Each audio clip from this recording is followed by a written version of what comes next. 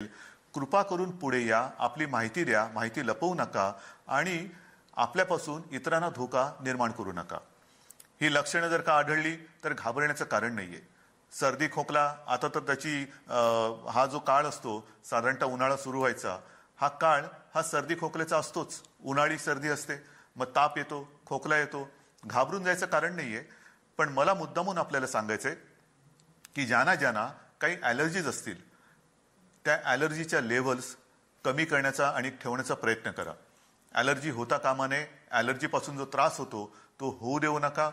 आपल्याला गरम व्हायला लागतं, काय उन्हाळा आहे, कालच्यापेक्षा आज भयानक गरम होतंय, काय घाम फुटतोय म्हणून उन्हाळा किंबहुना उकाडते म्हणून AC लावू नका, खिडक्या उघड्या ठेवा, मोकळी हवा येऊ द्या. मोकळ्या हवेमध्ये हे विषाणू फार काळ टिकू शकत नाहीत असा एक अंदाज आहे आणि एअर कंडिशन हे शक्यतो कमी वापरा.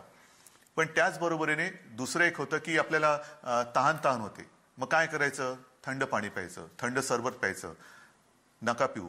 थंड पाणी, थंड सरबत, थंड पेय हे कृपा करून टाळा आणि त्याच्याऐवजी आपलं नेहमीचं जे काय असतं पाणी ते प्या. थोडंसं कोमट पाणी प्या. ह्यानी कोरोनावरती मी हा इलाज नाही सांगत, म्हणजे कोणी गैरसमज करून घेऊ नका. परंतु जे आपले नेहमीचे सर्दी खोकले वगैरे जे काय होतात त्याच्यापासून एक थोडंसं आपण अंतर ठेवू शकतो.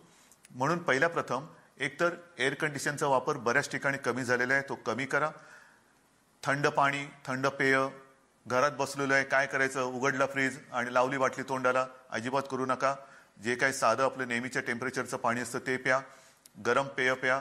एकूणच ॲलर्जीपासून दूर राहा, सर्दी खोकल्यापासून दूर राहा. आणि जर का सर्दी खोकल्याची लक्षणं आपल्यात आढळली तर नेहमीच्या हॉस्पिटलमध्ये जाऊ नका. आपल्या शासकीय यंत्रणा जी यासाठी आहे, जी कोरोनासाठी उघडलेली आहे, तिकडे जाऊन त्याची तपासणी करा.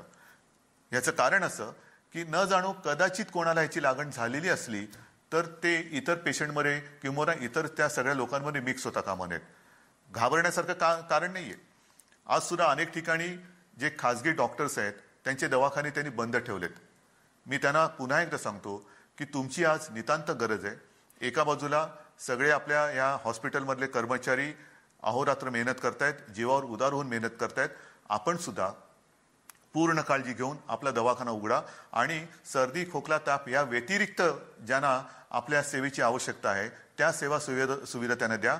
सर्दी खोकला ज्यांना असेल, ही लक्षणं ज्यांच्यात असतील त्यांना मात्र शासकीय दवाखान्यात किंवा ही आपली जी यंत्रणा आहे त्यांच्याकडे आपण पाठवा. मला कल्पना आहे की टीव्हीवरती ज्या बातम्या येत आहेत, अनेक ठिकाणी अनेक मजूर हे स्थलांतर करतायत.